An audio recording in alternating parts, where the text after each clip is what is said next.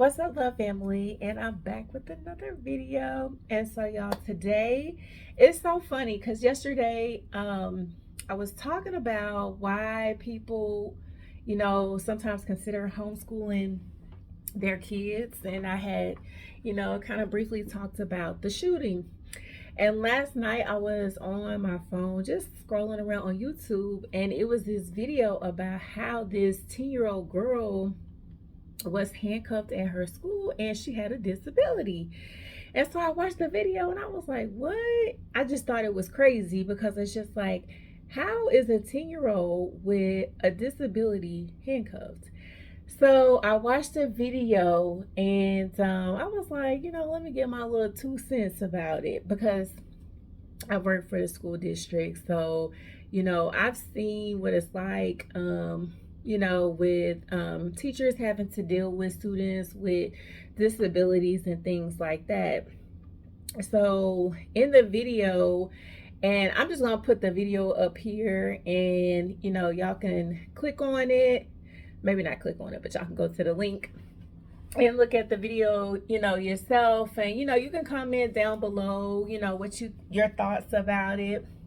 And like I said, I'm gonna give my little 2 cents because I've actually worked at schools, and just my opinion of what they probably could have done different, especially since she has a disability. Because they say on the video she has like 4 different types of disabilities. She's autistic, she has ADHD, and it was like 2 other disabilities that she had. But basically, the little girl is 10 in the 5th grade, and she had got into an argument with another little girl in the classroom, and she was also throwing markers. And so they were basically saying that, she was like, they had called the associate principal because she was being disruptive, and when the associate principal came, that she had like pinned her arm against the door frame, and her arm got caught in the door, and they called the police on her. But they didn't say in the video if the little girl was like in a sped class or if she was like in a gen ed class. And because kids who are autistic, they, depending on where they are at on the spectrum, they can be in the gen ed class with, the other kids, or they can be in the sped class, with other kids who have disabilities. It just depends. So I'm just kind of wondering, like, was she just in a regular classroom? And if she throwing markers, then I can understand, like, okay, you throwing markers, they have to, ensure the safety of the other students. So then, they're gonna have to remove her from the classroom. But with them knowing that she has a disability, then there should be certain steps that are in place. For me, first of all, they should have called a counselor, especially if the teacher felt like, okay, I can't get her to calm down, she's upset. Call a counselor, because you already know, number one, she has a disability. And so when kids who have autism, they, certain things may trigger them. They may, need to take a walk. They may need a break, whatever the case may be. You don't want to do things that will continue to trigger them more and upset them more. So, just my opinion, they should have called a counselor and see, maybe if the counselor, or see if somebody else who possibly had a relationship with her could help de-escalate the situation. I know somebody was saying in the comments that it didn't seem like anybody in the school had a relationship with her, because they didn't call anybody that could possibly calm her down. So for me, that's something that should have happened if they had to remove her from the classroom. So they had taken her out the classroom, and it was also saying that she was on the playground picking up rocks and a frog or something, and by the time the police came, that's where she was at.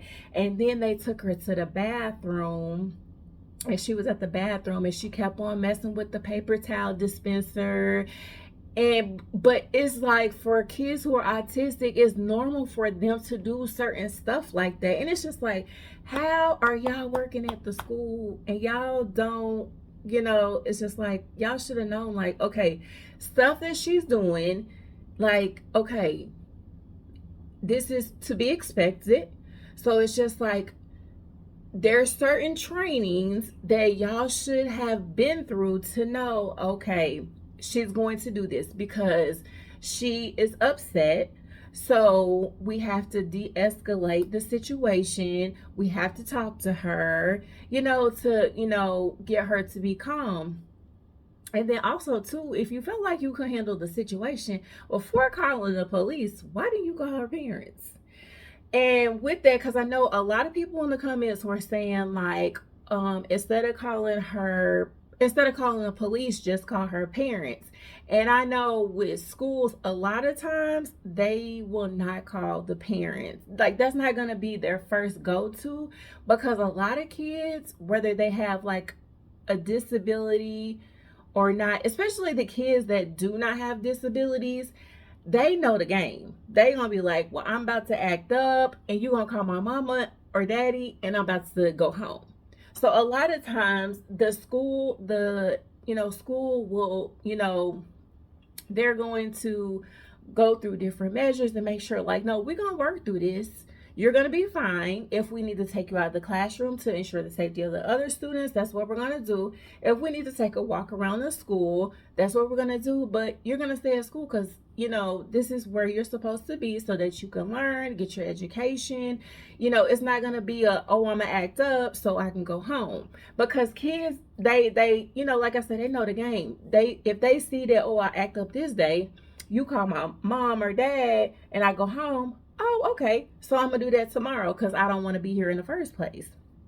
So, and then also too with kids with disabilities, like you already know they have a disability, so they're gonna have certain behaviors, and that's, you're trained to be able to deal with that. So it's just like if it got to that point, then why do you just call her dad so that he could come pick her up? Oh, excuse me, instead of calling the police. So I definitely agree with them in the comments. Like instead of calling the police, call her parents.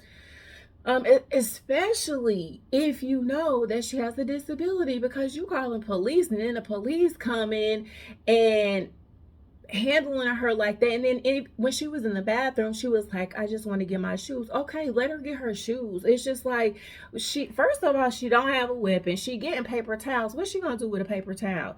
It's just like with kids like that, you have to, especially kids who are autistic, it's just like, she want her shoes. Okay, where your shoes at? Let's get your shoes.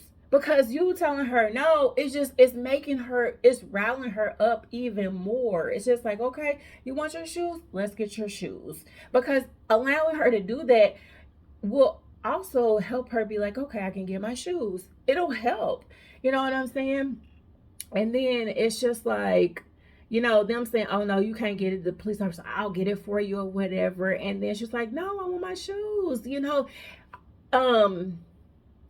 and so they didn't let her get her shoes. And so she was trying to go around the corner. A police officer grabbed her in her arm. I was like, come on. It's just like, it just baffled I just could not believe it, because it's just like at the end, all I kept on thinking about, like, this girl has a disability. And also too, with these teachers standing around knowing she has a disability and allowing this and not saying, well, I think they did say, well, she has a disability. They were telling the police officer that. But it's just like, kids at this age, their frontal lobe is not developed. So they don't know the decision, like their decision making process, like they don't know what decisions they're making. Like I think it's not developed until they're like 21 years old. So the fact that that's not developed until they're 21, the fact that she has 4 disabilities, put that together, like, are you serious? And then you got these teachers and administrators standing around allowing this to happen. Like, y'all the ones who call the police officers, and the police officers telling us, come on around here, you're resisting arrest. Like, are you serious? Like, I mean, it was just like, so sad to see, because it's just like at the end of the day, this like has now like traumatized this girl. And it's just like, you see like the police at the school, where it's just like, they want to have, they, want to present the image to the kids like, we're here, we want you to feel safe when you see us. But it's just like, now this girl, when she see the police officer, police, she's gonna be afraid because of this encounter that she's now had or whatever. And she even said, she was like, I know I wasn't behaving and I was being bad. And her dad had said, she was being difficult. But even with that, she's 10. Even, I mean, kids are not going to be perfect angels every day. They're going to have good days, they're going to have bad days. But at the end of the day, you know, as the teachers, administrators, there are ways to be able to handle certain situations. There was no absolute reason why the police should have been there. There's no reason why they should have put her in handcuffs. There is no reason why she should have been in a police car. Absolute no reason why. And then, so the principal who said, oh, my arm got pushed against the door and I have a laceration. I have worked in schools where even in the classroom I have worked in, baby, I understand kids throw chairs. Okay. Throwing markers is minor.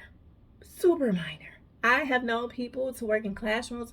Baby, you done got spit on, you done got pinched, you done got bit. You know what I'm saying? And not that I'm saying that, oh, it's right, or, you gotta take it, but these kids don't know what they're doing. You know what I'm saying?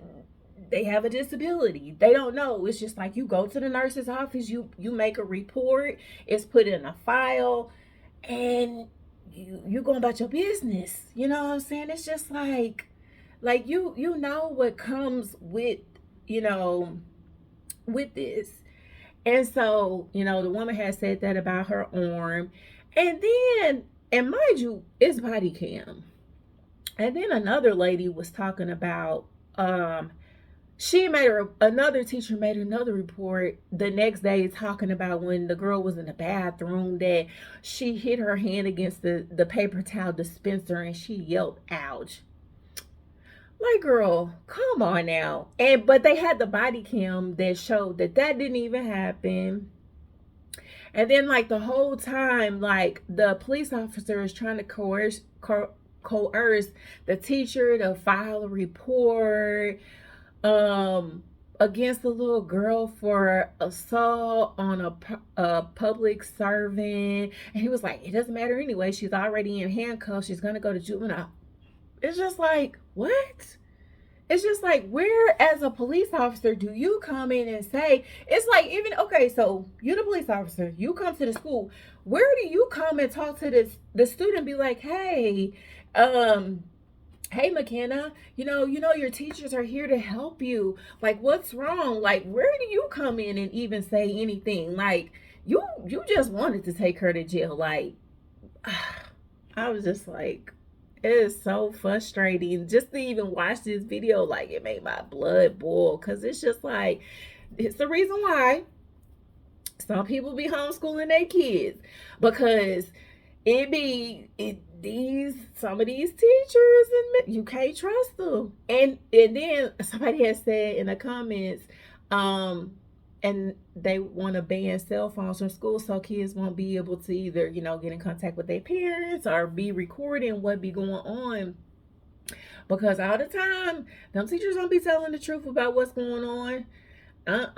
They do not. It's just like, sometimes you cannot be believing them teachers. Not that, kids be telling the truth all the time, because kids do lie.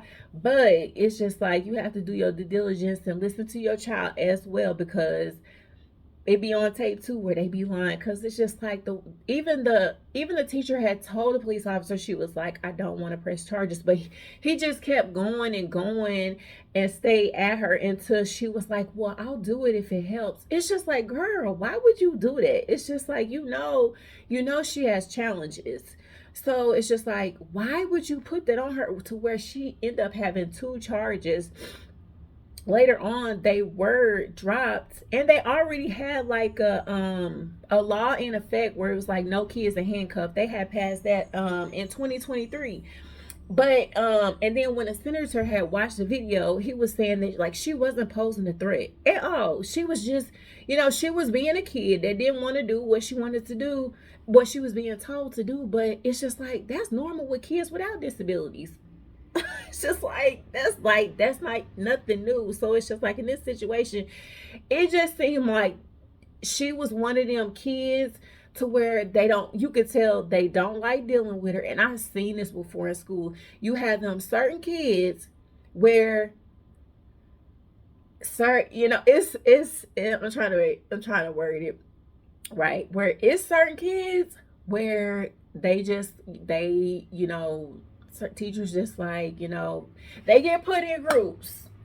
It's a group of kids where it's just like, I really don't want to deal with you. And then you have your certain kids where it's just like, they perform well, and it's just like they good. But it's like the kids that may kind of struggle, have behavior issues. You already in this bubble up, I ain't really, don't want to fool with you. I've seen it.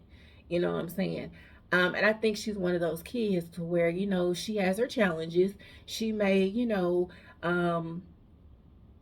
maybe challenging to deal with, but it's just like, you have to just know how to work with her and things like that.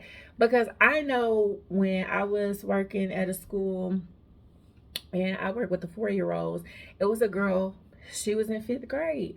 Some days she would not want to go to her class. She gonna stand right outside the class and she is not going in at all. And so they would come and get me and they'd be like, can you help us with her? And I'm just like, of course. Because when I work somewhere, it's just like, I'm not here just for my class. I'm here to help anybody who needs my help. So I would go and I'd be like, come on, you can come with me. And she would come with me. And so she would bring her work. So I'm helping her with her work and I'm helping whoever else, I'm supposed to be helping. Now, some days I would have my challenges with her. She would come with me and she would stand right at the door. She was not coming in at all. And I'd be like, girl, come on. And she'd be looking at me like, absolutely not today. And I was okay with that because at least you came this far. So she would stand right at the door to where I could at least see her. Or I would stand like in the doorway so I could see her. And then I put a chair right at the door and I'd be working with whoever and I'm watching her.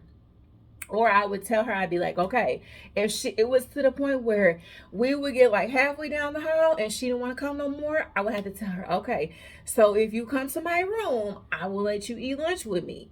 But if you don't come to the room, you can't eat lunch with me because we can't stay in the hallway all day. And so then she would finally come. But, it's just like you have to know what will work, what won't work. It's just like, so, eventually I built that relationship with her to where, when she didn't want to go to class, she would come with me. And sometimes the teachers would be upset because they would be like, well, she can't be in your class all the time. Well, she can't stay in the hallway either. So I don't know what you want to do. If she with me and she's still doing the work for your class, it's a win. I mean, at the end of the day, she's somewhere doing work. That's what we got. So, but at the end of the day, I mean, it's a sad situation because that little girl is traumatized. She's a kid. Kids are going to be kids. Kids are going to try things. I feel like that situation was handled very, very poorly by the school, by the police officers that came. And yeah, it's just like this is the reason why some people choose to homeschool their kids. Couldn't have been mine, because baby, mine gonna text me because I have one. Baby, let something happen, mama, I be like, what? And she'll let me know what happened. But it's good, that, to have that relationship with your kids, because they were also saying that, well, the little girl had said that she was having problems with her teacher and friends, but she never let her dad know. So that's another important thing, to make sure that you talking with your kids. My kids, they be acting like I get on their nerves, because I be like, what happened in school? What'd you do? How was classes today? So even when my kids be in a high school, I don't care how old you are, what grade you in, I'm going to ask to make sure, everything's going good, that you're not having any type of problems. Ask about their friends. I ask about boys and things of that nature, because, has she maybe probably, communicated that to her dad, maybe her dad would have known that, okay, you're having some struggles with your teachers, you're having some struggle with your friends, and maybe, it could have possibly avoided this situation. Not for sure, but just making sure you checking in on your kids. Too much stuff happens nowadays. Kids keeping stuff to themselves. They seeing stuff on social media. Social media has a large influence on these kids nowadays. They think that social media and TikTok is the Bible nowadays, and they think that sometimes their parents know nothing. I know that's a little bit of challenge that we have in our household. We try to let our kids know certain things, and they sometimes think they know it, and it's just like, okay, as if we haven't been on this earth longer than y'all. But all right, but one thing we tell you, our kids, baby, if you don't listen, life is definitely gonna teach you, and life is a hard lesson.